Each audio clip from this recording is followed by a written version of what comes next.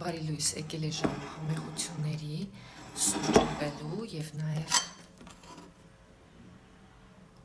այս գեղեցկությունը վայելելու։ Մեջ լրիվ ելակ։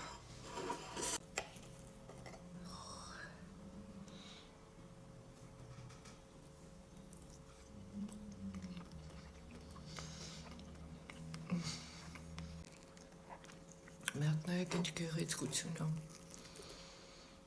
Մարդկությունը իր ձեռքերով ինչեր ասես չի ստեղծում։